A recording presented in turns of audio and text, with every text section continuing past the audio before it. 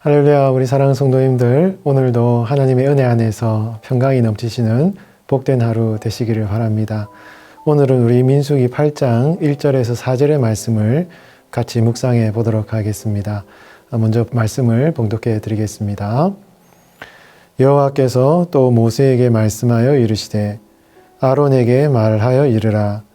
등불을 켤 때에는 7 등잔을 등잔대 앞으로 비추게 할지니라 하시매 아론이 그리하여 등불을 등잔대 앞으로 비추도록 켰으니 여호와께서 모세에게 명령하심과 같았더라. 이 등잔대의 제작법은 이러하니 곧 금을 쳐서 만든 것인데 밑판에서 그 꽃까지 쳐서 만든 것이라. 모세가 여호와께서 자기에게 보이신 양식을 따라 이 등잔대를 만들었더라. 아멘. 하나님께서는 우리 성도들이 하나님의 인도하심을 받을 수 있도록 다양한 은혜의 도구들을 우리의 성도들의 삶에 허락해 주셨습니다. 첫 번째로는 기록된 말씀, 성경을 우리에게 허락해 주셨고 또 그 성경을 배우고 또 성경을 통해서 은혜를 받을 수 있도록 우리 교회 공동체를 우리 성도에게 허락해 주셨습니다. 우리가 하나님을 직접적으로 눈으로 보거나 그 하나님의 음성을 청각적으로 들을 수는 없지만 이런 은혜의 도구, 은혜의 통로들을 통해서 우리 성도들은 하나님의 구체적인 인도하심을 받게 될 수가 있는 것입니다.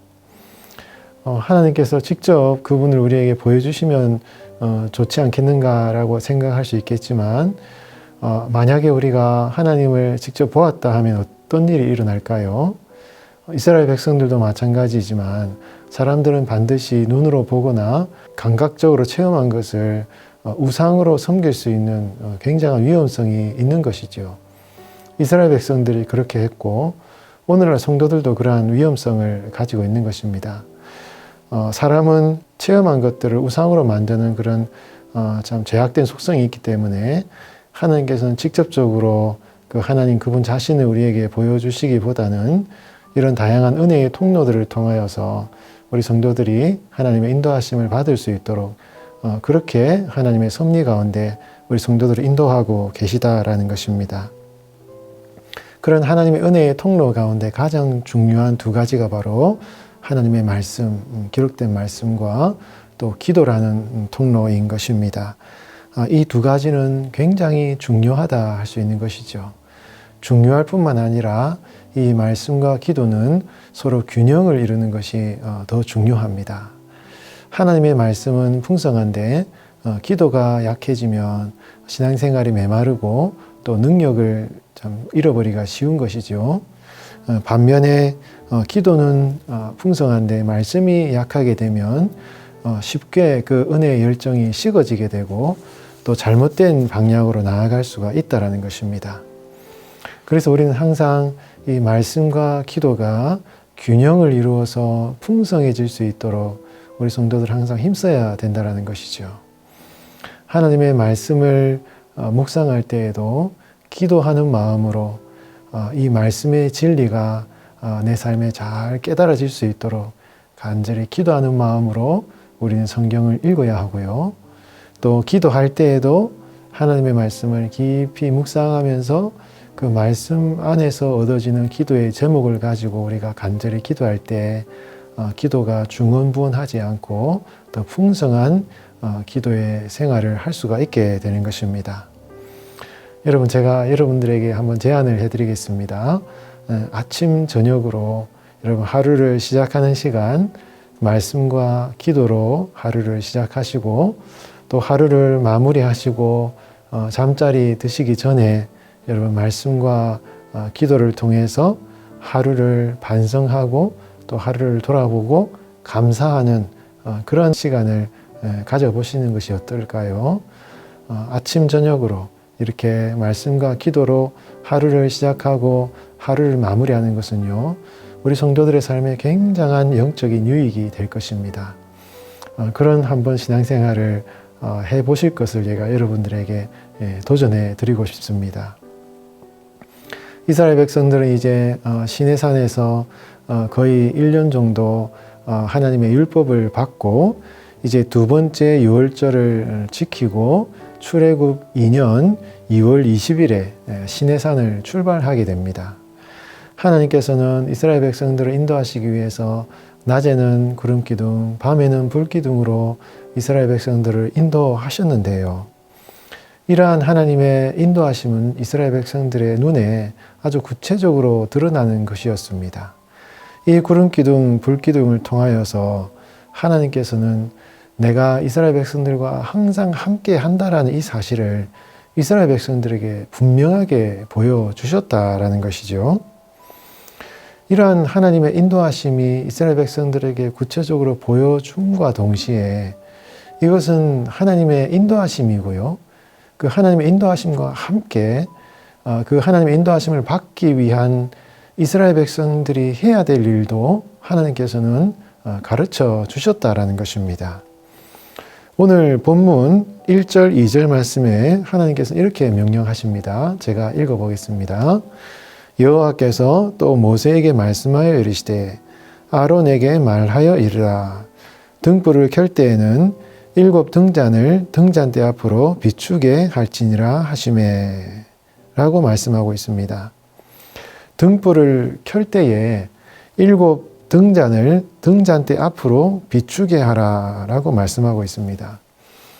여러분, 성막에서 이 등잔대를 켤 때에 이것은 성막 전체를 비추게끔 하는 그런 구조로 되어 있습니다. 오늘날 우리가 생각하듯이 어떤 조명이 한 방향으로 비추어져서 그곳만 비추도록 이렇게 되어 있는 그런 기구가, 이 등잔대는 그런 기구가 아니거든요. 성막 전체를 비추도록 하는 그런 구조물이 바로 이 등잔대인 것입니다. 그런데 오늘 본문 말씀에 보면은 특별히 등잔대 맞은편 앞쪽을 비추도록 이 등잔대를 불을 밝혀라 라고 성경이 우리에게 말씀하고 있는 것입니다. 왜 이런 이야기를 하셨을까요?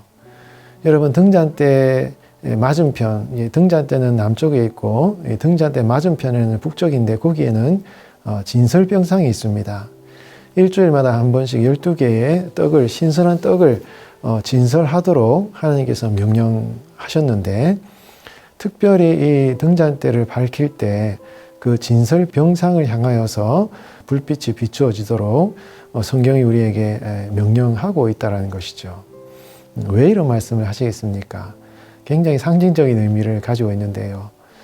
이 아론이 이 성막 안에 들어와서 분향단에 향을 사르고 또 등잔대 불을 관리할 때 이 진설병상도 일주일에 한 번씩 떡을 진설하여서 이 떡을 관리하는 일에 있어서 그 성막 안이 워낙 어둡기 때문에 그것을 밝게 비추어서 그 진설병 떡이 이렇게 잘 있는지 매일 점검하고 또 일주일 간격으로 그 떡을, 새로운 떡을 갖다 놓을 수 있도록 이 떡상을 관리하는데 이 등잔대가 빛을 비추어서 이 아론이 그 떡상을 잘 관리할 수 있도록 하는 그런 조치가 바로 오늘 본문 말씀이라고 할 수가 있는 것입니다. 여러분, 이것을 오늘 우리 성도들의 삶에 어떻게 해석을 해 볼 수가 있겠습니까? 이 떡이라는 것은 하나님의 말씀을 여러분 상징하는 것 아니겠습니까?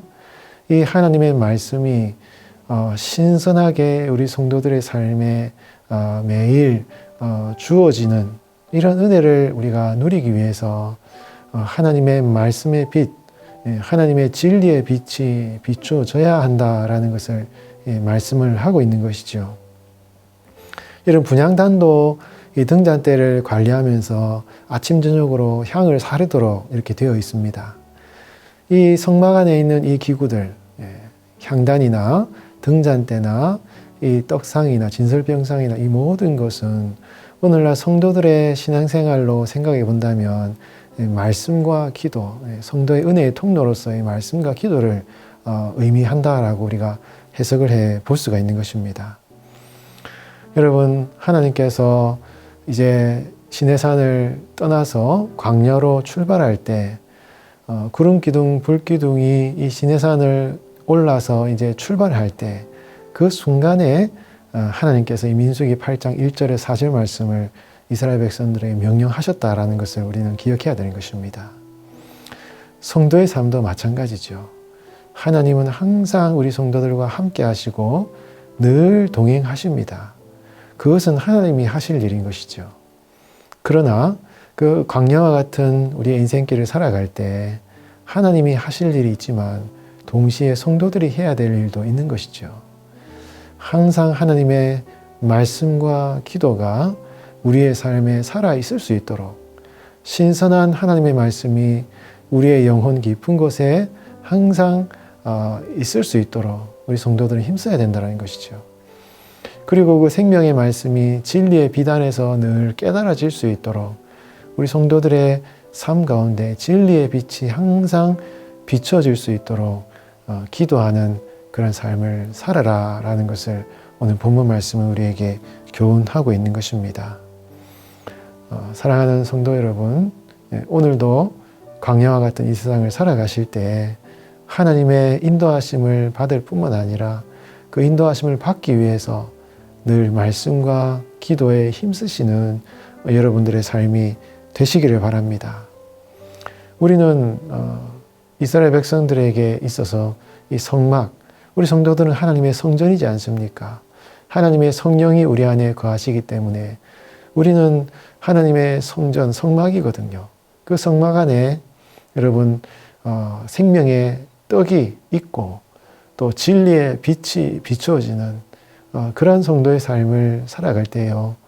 결코 이 어두운 세상 가운데 우리가 낙심하지 않고 좌절하지 않고 주님의 인도하심을 받고 그 구름 기둥과 불 기둥의 인도하심을 따라서 우리 성도들은 승리한 삶을 살아갈 수가 있게 되는 것입니다. 오늘 여러분들의 영혼 깊은 곳에 생명의 떡이 있고 또 진리의 빛이 비추어지도록 그 말씀의 진리 안에서 늘 살아가시는 여러분들의 삶이 되시기를 바랍니다. 그런 결단을 하시고 그런 진리의 은혜 안에서 살아갈 수 있도록 스스로 힘쓰고 애쓰시는 그런 성도의 삶이 되시길 바랍니다. 그럴 때 오늘 하루가 주님의 인도하심을 받는 그런 삶이 되시기를 예수님의 이름으로 축원드리겠습니다. 기도하겠습니다. 하나님 아버지, 항상 우리와 함께 하시고 우리의 인생의 걸음걸음을 인도하시니 감사를 드립니다. 하나님의 인도하심을 따라 우리도 매일 신선한 생명의 떡을 먹는 신앙생활을 하게 하여 주시옵소서. 아침 저녁으로 우리의 영혼의 불을 밝히고 향을 사른 그런 기도함으로 말씀이 깨달아지는 은혜를 허락하여 주시옵소서. 우리의 속사람에 항상 기도의 향기가 타오르고 진리의 빛이 비추이며 그래서 생명의 말씀으로 인도함을 받아 하루하루의 삶을 주님의 진리의 길로 걸어가게 하여 주시옵소서. 결코 죄악과 멸망의 길로 빠지지 않도록 우리의 걸음걸음을 인도하여 주시옵소서. 사랑하는 성도들의 가정과 삶을 주님께 맡겨드립니다. 참 목자 되신 예수님께서 우리 성도들의 가정과 삶을 사랑의 품으로 품어주시고 어렵고 힘든 상황 속에서도 절대 낙심하지 않고 성령님의 위로함으로 새 힘을 얻어 오늘도 감사하며 살아가게 하여 주시옵소서. 지금도 살아계신 예수님의 이름으로 간절히 기도하옵나이다. 아멘.